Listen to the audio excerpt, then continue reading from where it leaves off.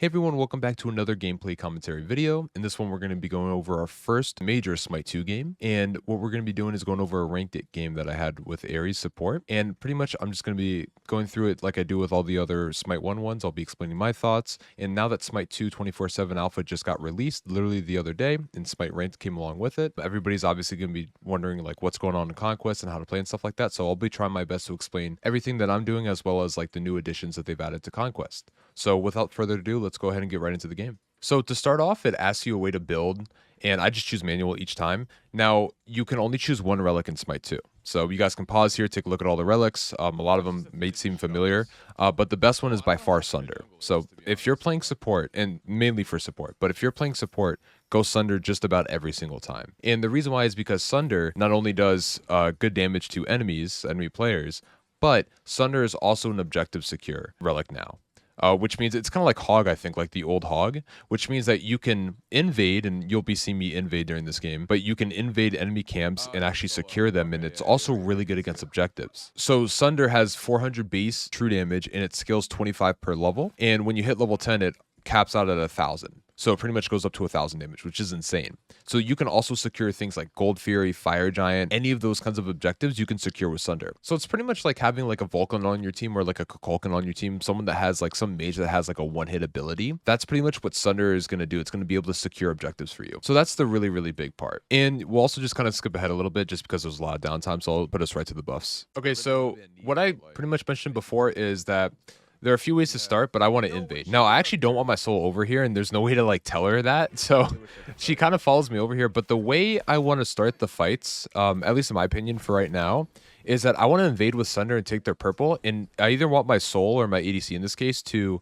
either push up the wave or get her own purple. I don't want her with me. So she kind of like screwed up my entire invade by being with me there. Not her fault. She didn't really know. And there's no way to communicate that to her because besides talking, I guess, in voice, because like there is no text chat right now. So that was just unfortunate, but what I really want to do is just Sunder their buffs there initially.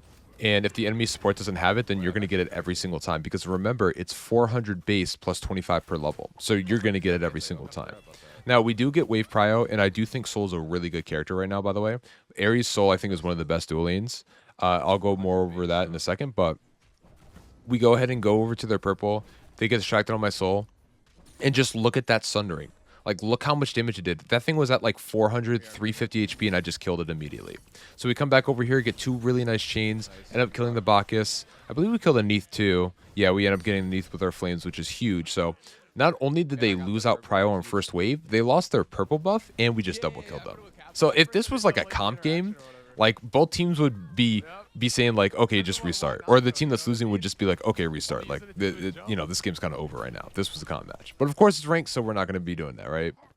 So we kill that little gold side hook. That's really big, by the way, to get. I believe if you solo it as a support, you get like 100 gold for the big one alone. I think you get like 180 for the whole thing, something around there. I might be fudging the numbers, but it's around there. You really want to get that. That's kind of like your new shield camp in a sense, right? Except without getting a buff, it's just worth a lot of gold and XP. So we push up wave, and we have another nice little side hook. This little sort of like mini red buff a little bit. It's not really a red buff, but this buff sort of grants you the ability to do additional damage. So when you use an ability on somebody, it does about 5% of their maximum HP over the course of like 3 seconds additional. So I think it's kind of like the Apophis a little bit, if I'm not mistaken, in Slash. I haven't played Slash in a while, but I'm pretty sure it's like around there. So jungles come over, and we just get some nice chains on Bacchus, and we end up killing him. Got a nice little chain on Mordred too. Neath, I guess, has no idea what's going on, and that's completely fine. Like right there, she just wants to back up, right? But I do think she gets out, so that's good for her. Yeah, Ares, I think right now is probably the strongest Guardian in the game. So if I were to rank, with my current knowledge, if I were to rank the best supports, I'd say Ares is number 1. You just want to play. Actually have not lost a game with Ares yet. I'm on like a 12-game win streak with them. I think I'm like 15-3 overall in ranked right now, which is pretty good. But Ares number 1, and then I'd say Bacchus is probably the second best support in the game. So that's how I would sort of like start off with like supports in their tiers. And then for ADCs, I believe Soul would be in my number 1, and then maybe On Her would be my number 2. So I think those are probably 2 of the best ADCs. Now that obviously will change over time, but right now I think that's like where I would rate those characters. Now, we do start Thebes. Thebes pretty much does the same thing that it did in Smite 1. The only difference between Thebes and Smite 2 and Smite 1 is that you get the protections, but you no longer share the protections with your allies. So you do get the evolution when you hit 45 prots, I believe it is, and then so you get an additional like 10 protections. That no longer gets shared with your allies. That's only for you. And then we also go War Flag. So War Flag, kind of same thing in this game. You're going to get stacks, you get the gold and all that kind of jazz. There's only really two big support starters. There's War Flag and then there's Selflessness, which is kind of like a mini heroism. So Selflessness grants your ally a shield if they get CC'd. I could have easily went that this game. I actually think Selflessness for me is my favorite relic right now. To go, sorry, not relic, starter to go right now. And so we get a nice ult onto Neath, cancel or jump, and then we actually also cancel Box's jump too. That was absolutely huge. Got both. This lane is done. Like, we should never throw this lane. This lane is over. But in any case, though, yeah, War Flag is really good if they don't have a lot of CC, in my opinion. And if they do have a lot of CC, go Selflessness. That's how I sort of view it, because Selflessness gives you a shield proc based off of your ally getting CC'd. So that's how I'd view it. So now, here comes sort of like the support map play a little bit. Unfortunately, we didn't get that buff, but first of all, look how much damage Ares does. This is absolutely absurd. Like, dude, this is their jungler. I know I'm like a level above them, but that is their jungler, man. That's insane. So if you guys didn't know, Ares Chains, so the initial hit of Ares Chains does strength damage. Now, strength damage is pretty much the same as like physical damage a little bit from like Smite 1. Right, so the very initial proc of his chain does strength damage, and you'll often see it do more damage than the rest of the ticks of his chains. The rest of the ticks do intelligence damage. It's kind of weird. I don't know why they put it like that, but if you read the ability description, that's what it says. So I was wondering, I was like, why does Ares Chains do more damage on the first tick versus like all the others, whereas in Smite 1 they do the same damage throughout? And that, I think, is why. The other cool thing is they reworked Ares passive a little bit, so now Ares gets both intelligence and strength from his passive, and he grants that actually in an aura around him. So he's actually giving his allies increased damage while they're around him. So that's really big. And then Ares 2, I believe, does the same thing, where it's kind of giving protections to your allies and also increasing their auto attack damage. So Ares is pretty much like an aura machine, is what I'm trying to say. But the way I would sort of like view Conquest right now, at least in the support role, is you want to be invading as much as you can. You want to pick a high prio support, high pressure support, Ares, Bacchus, or Ymir. There's not too many that are up right now. You can even go like Odin or Chaac, I think, if you want to. I haven't really experimented with them too much, but you could definitely go them. And wait, let's see how this fight plays out real quick. Oh, okay, nothing happened. I want to like not try to talk during fights so you guys can kind of see what's going on. But I thought something was gonna happen. Nothing happened. Did we get Mordred here actually at all? He's just doing that, huh? He just doesn't care about me. He's just doing that. All right, Mordred. All right. Well, we ended up getting Mordred. What he was on just now is a little gold hook. So you walk on it. You have to interact with it, and once you do, it takes like about a second or two, and you actually give 30 gold to yourself and to your teammates as well. So it's actually global gold, which is really nice. But as I was saying before, you want to invade their camps, such as what I'm doing now. And that's kind of like the way the support role, I think, is working right now. So we can easily kill these back harpies. They give us a nice little shield. So we have to interact and pick up the shield. And that shield will, it scales up. But that shield right now is giving us plus 100 HP. You can kind of see it. It's a little bit hidden behind my webcam. But you can kind of see it says plus 100 HP shield. And that'll stack up to 900. Now, as the game progresses, I think it starts off at 50, and as the game progresses, it goes up to like 100, 200, so on and so forth per thing. And so those will stack all the way up to 900 HP, which is really nice. But you're pretty much just invading their back camps. That's what you're doing. That's what you want to do on support right now. You want to make the jungler's life hell. The back camps are weak enough that you can pretty much kill them, like, again, Ares, Bacchus, whatever the case. And of course, if they try to contest and you have Sunder up, you can easily just secure them with Sunder. This makes it really good for running at the enemy jungler's speed buff, or the enemy purple buff, those kinds of buffs, or the red buff, blue buff, whatever the case. Any kind of buff, just Sunder it, and you're automatically going to get the secure. So that's how I'd sort of view it. And so right now, I'm just kind of walking around the map trying to look for this. Neath actually got the speed, but dude, look at this. Oh my goodness, look at this damage. She just dies here too, right? Yeah, she... Like, what? I know some of you are going to be like, Dash, you're a level up underneath. Okay, yeah, that's true. But, like, guys, come on. Right? I'm a support. I don't have damage, right? Besides my passive. So, this is why I think Ares is insane right now. Mordred's trying to flank us. Got him, too. I mean, this is just wild.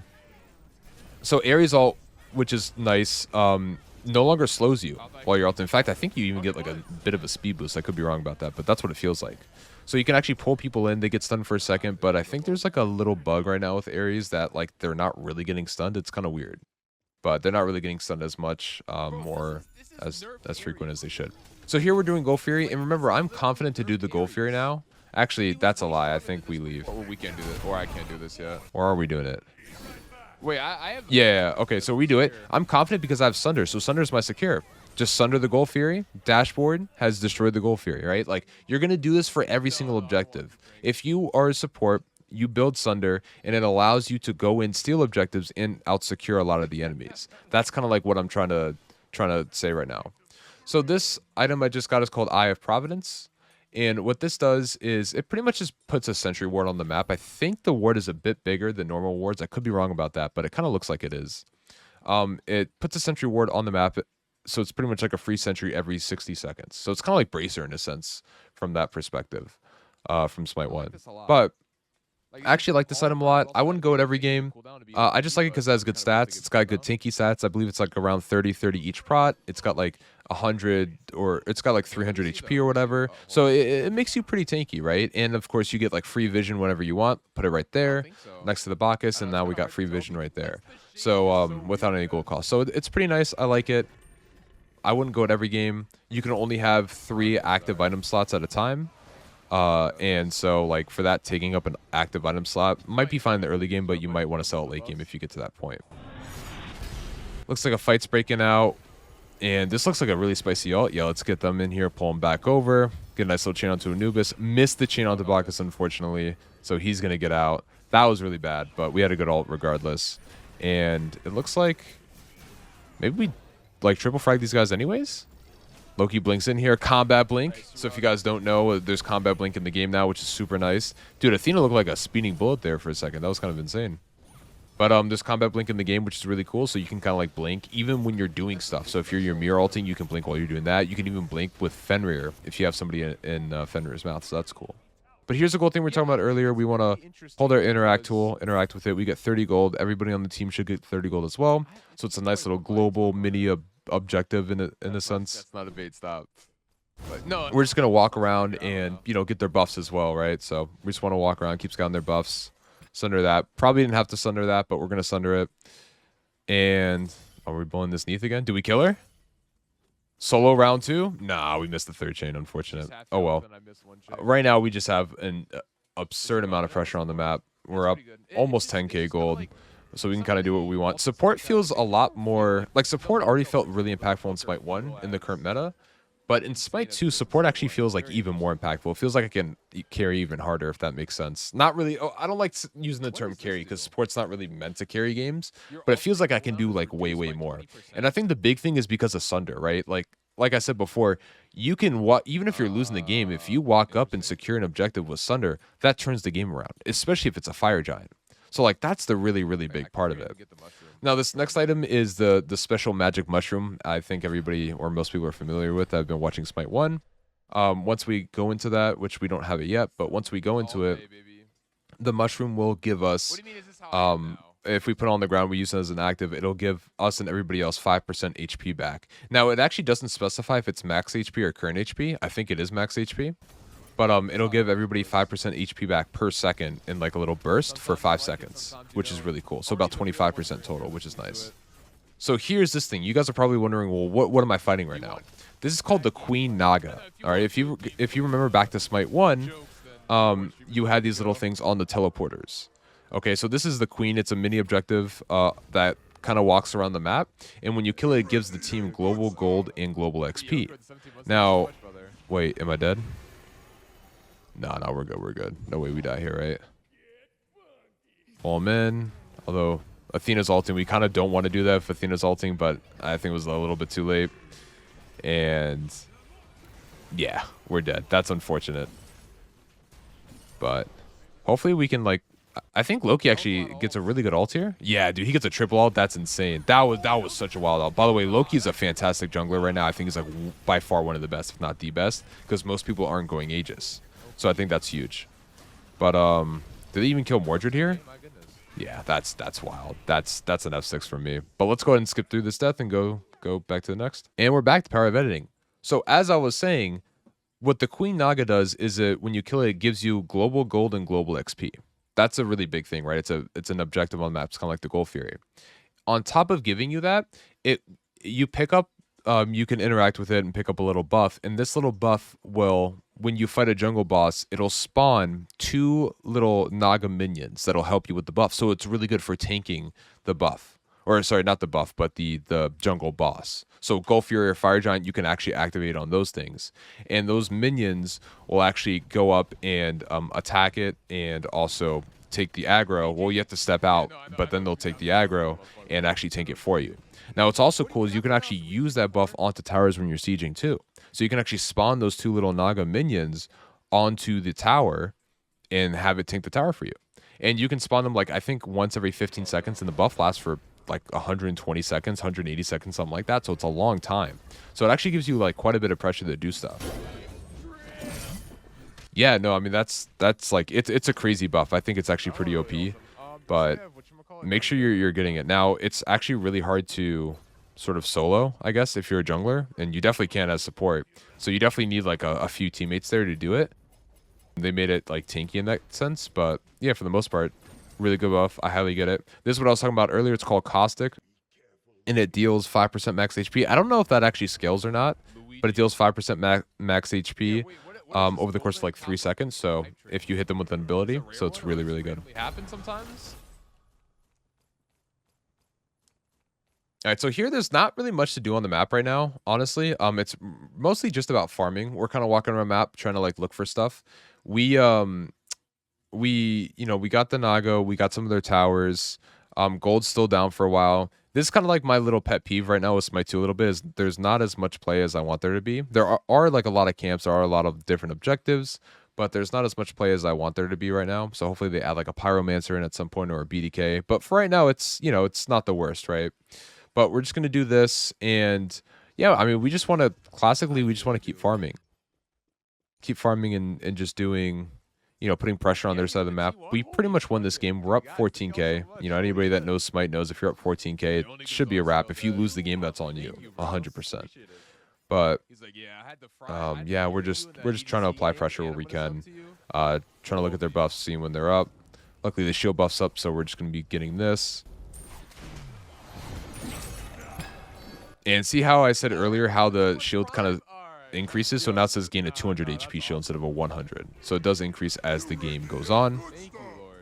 But unfortunately, Hecate just died. I think that's how you pronounce it. If it's not, I apologize. I know some people bash me for it. I either say Hecate, Hecate. I don't really know. I think it's Hecate, but in any case. Listen, Newt's name, or Nut's name is Newt, and everybody says Nut. But the way you pronounce it is Newt, all right? So everybody pronounces things differently, I guess. But Hecate, unfortunately, was too far up and ended up dying. And now I'm just chilling with my soul over here. Oh, by the way, I will be doing a giveaway as well. So I got some Smite 2 access code. So if you guys don't already have Smite 2, I will be doing a giveaway. I'll post up the link either during the time this video comes out or maybe a little bit afterwards. But the link will be in the description for the giveaway. And just follow the link and like do the stuff it tells you to. And I have like a ton of codes for Xbox, PlayStation, Steam, and also Epic Games as well. And so you can, enter that if you want to. It'll be in the description at some point. Here, we're just kind of sieging T2. I don't think we really want to be up here. So the Queen Naga's on the map. You can see Loki's on it. It looks like a little star on the map that moves around. That's where it is right now. So we want to grab this, and then we want to do gold right afterwards. That's the most ideal play, in my opinion here. But looks like we're kind of walking up. I mean, yeah, if Mordred's too far up, he's too far up. It's his beads, but we're going to kill him anyways. Bacchus flops in.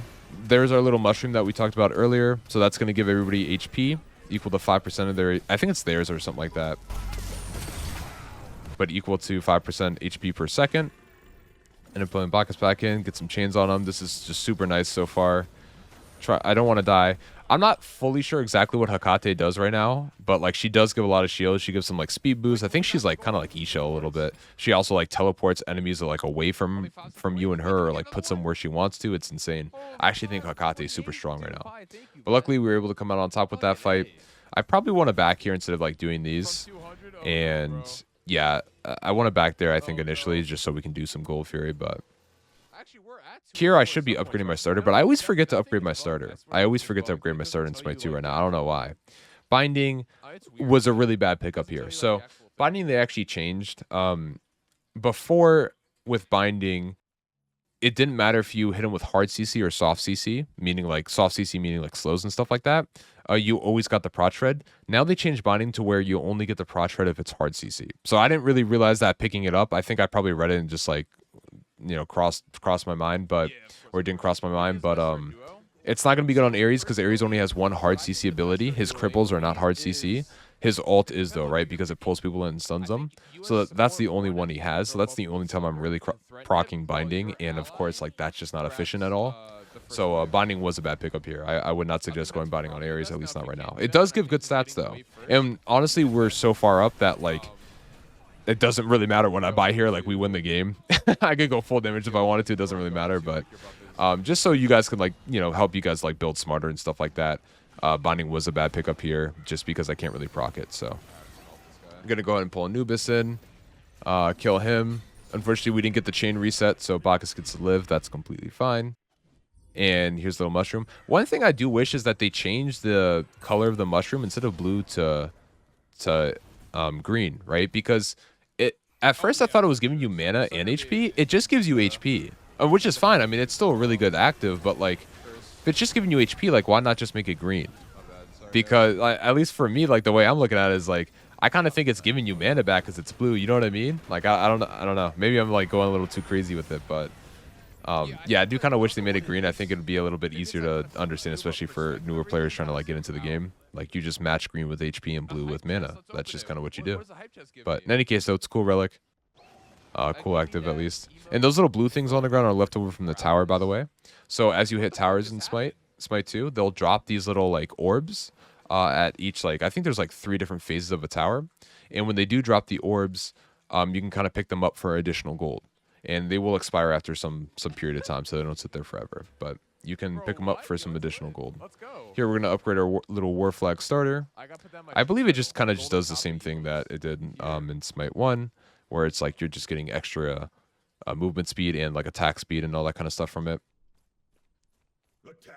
And then also, too, let's talk about the Gold Furies a little bit. So the Gold Furies now, and FG has this a little bit too, but the Gold Furies now have a stacking buff. So every time you get a Gold Fury, you get like an additional buff. And if you guys see, we're at the very top right next to the game clock, to the bottom left of it, under our kills, we have those little 3 symbols. That shows how many Gold Furies your team has gotten. And each time you fill up a symbol, it's right under the 29, under the kill mark.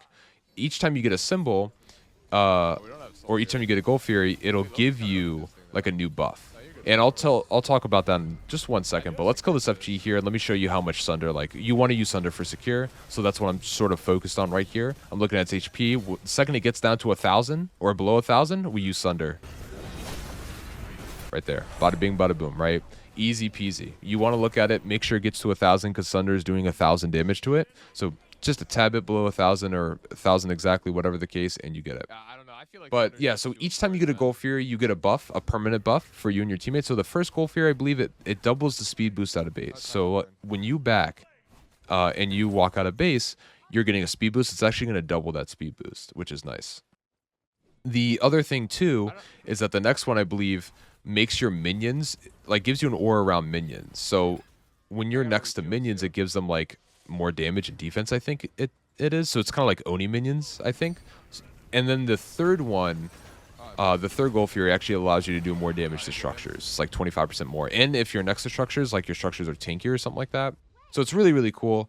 I might post a little description of it in case I'm wrong at the top as I'm explaining this, just so you guys can kind of like see what I'm talking about. But yeah, it's really cool. I like what they did. And I believe FG kind of stacks as well. It doesn't really give you any additional stuff, but I think you get like more power or something like that while it's stacking. So that's really, really cool. But as you can see too, as I build like protections, if you look at my Ares icon, my player image icon, bottom left or right next to my HP bar, if you look right above it, that's my passive. So we have intelligence on the left side, where it says plus 18, and then on the right side, that's strength, where it says plus 86. So that's telling me how many like how much I'm giving me and my allies in an aura, which is really, really nice. So that's huge. But we're going to go ahead and kill Right Phoenix, which we just did. And then we're pretty much just going to end the game here. Nothing too much going on. Like I said, this game was over, I think, from like minute 5 pretty much. Unless like we really screwed up. But I hope you guys enjoyed this gameplay commentary and also learned a lot about what's going on in Conquest. I didn't explain everything, but I tried to explain as much as I could. And yeah, I hope you guys enjoyed it. And until the next video, see ya.